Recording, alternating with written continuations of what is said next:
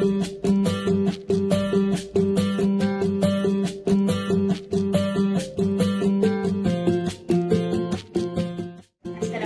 warahmatullahi wabarakatuh. Hari ini cikgu akan tunjukkan satu lagi alat ragasa pemasan jam raya.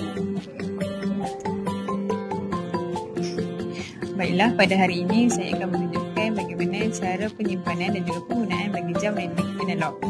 Jam randik analog perlu disimpan di dalam kotak penyimpanan supaya ianya sentiasa selamat dan tidak mudah rosak. Jam randik analog digunakan untuk mengukur masa dalam unit, saat ataupun minit. Jadi, kita akan lihat pada paparan jam randik terdapat dua lingkaran bulatan.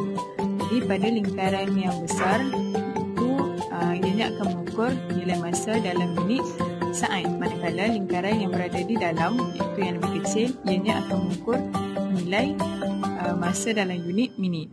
Okay, jadi cara-cara menggunakan jam randik iaitu yang pertama, apabila ingin menggerakkan jam randik, pelajar perlu menekan butang yang berada di atas jam randik sekali. Jadi untuk mengukur masa dan memberhentikan jam randik, pelajar perlu menekan sekali lagi butang yang berada di atas jam randik. Baiklah, bacaan pada jam randik menunjukkan 10 saat. Ini kerana jarum panjang berhenti pada senggat yang menunjukkan nombor 10.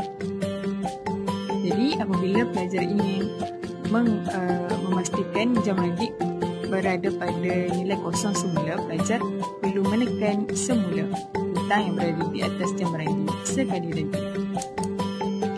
Jadi pelajar boleh mengukur semula masa yang baharu menggunakan jam randik yang telah dituliskan.